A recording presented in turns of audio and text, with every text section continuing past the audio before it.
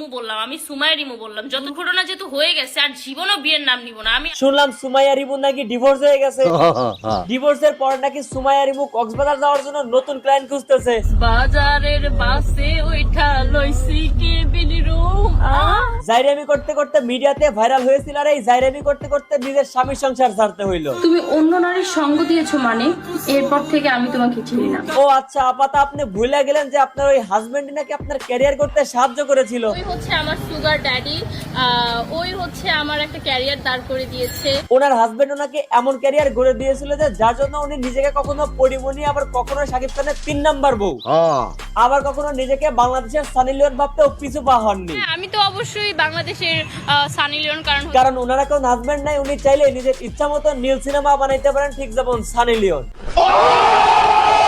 আপনাদের কষ্ট করার কোনো দরকার নেই, আমি মনে করে দিয়েছি। এই যে হাঙ্গা সাংবাদিকের হাত ধরে শাকিব খানের নাম ভাঙিয়ে ভাইরাল হওয়া সুমাইয়া রিমু, বিগত দিনে এই সুমাইয়া রিমু সোশ্যাল মিডিয়ার পরিবেশ এতটাই নোংরা করেছে যে মিয়া খলিফা তার সারা জীবনের ক্যারিয়ারেও নীল ছবি করে এতটা পরিমাণ পরিবেশ নষ্ট করতে পারে নাই। এবং একটা অবাক করা বিষয় হচ্ছে এই সুমাইয়া রিমু নীল ছবি না করেও সোশ্যাল মিডিয়াতে শুধুমাত্র উল্টাপাল্টা কথা বলে এখন হয়ে গেছেন কোটি টাকার মালিক। কি বলেন? আমি এতটুকু একটা মেয়ে কিভাবে কোটি টাকার মালিক হব? এনাকে আমরা সোশ্যাল মিডিয়াতে যতটা দেখি এবং শুনি, এর পেছনে পুরো স্ক্রিপ্ট রাইটার হচ্ছে এর হাজবেন্ড মানিক, যিনি কিনা এই সুমাইয়া রিমুকে এখন হারিয়ে রাস্তায় দেবদাসের মতো ঘুরছেন। পাখির যখন চোখ ছিল না চক্ষু দিলাম তাহারে, এখন পাখির চোখ হয়েছে অন্ধ বলে আমার।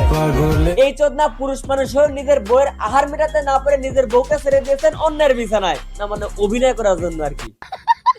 এখন ওনার বউ অভিনয় করতে করতে বাস্তব জীবনেও এমনই হয়ে গেছে, যার জন্য ক্লায়েন্টের সাথে কক্সবাজার যাওয়ার ফলস্বরূপ এখন ডিভোর্স। মিডিয়াতে এসে এই সুমাইয়া রিমু ভালো কিছু করুক অথবা খারাপ কিছু, এই সম্পূর্ণ প্ল্যানটা কিন্তু তার হাজবেন্ড মানিকের। আমাদের এই দুলাভাই কিন্তু সুমাইয়া রিমুকে এই জায়গা থেকে আজকের এই জায়গায় নিয়ে আসছে।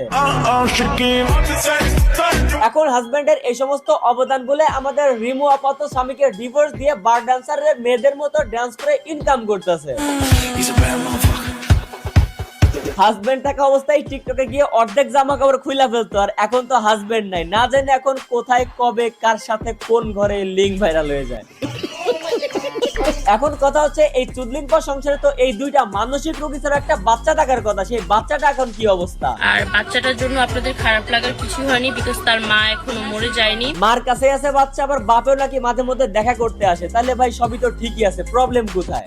আমার আর আমার এক্স এর ভিতরে প্রবলেম হয়েছে। ভাই বিশ্বাস করেন, বাপ্পারাজের কসম কেটে বলতেছে এই সমস্ত হচ্ছে একটা নাটক। 2 দিন পরে সে বলবে দেখবেন আমাদের সবকিছু ঠিকঠাক হয়ে গেছে, মানে এইগুলো হচ্ছে ভিউজ নেওয়ার ধান্দা। আমার হাজবেন্ড সাথে থাকবে, ওইটাই আমার কাছে অনেকদিন যাবত এই মালটারে কেউ প্রমোশনের জন্য ডাকতেছে না, আবার কক্সবাজারের ক্লায়েন্ট গুলো তার হাজবেন্ডের কারণে এর উপর থেকে রুচি হারাচ্ছে। তো সবকিছু মিলে ডিভোর্সের একটা নাটক সাজিয়ে বড় অঙ্কের একটা টাকা মারার ধান্দা। যাদের একটু টাকা পয়সা আছে এবং নিচের আলুর দোষ আছে তাদেরকে সাবধান করে দিচ্ছি, ভাই আপনার বাসার যে বাথরুম রয়েছে ওখানেই গোসল করেন। লোভে পড়ে সাগরে নেমে গোসল করার পর দেখবেন নিজের ধন সম্পদ সবই হারিয়ে ফেলেছে। আমি শুধু ভাবতেছি বড় হয়ে এর পোলা স্কুলে গিয়ে তার বন্ধুদের সাথে তার মাকে পরিচয় করে দিবে কিভাবে।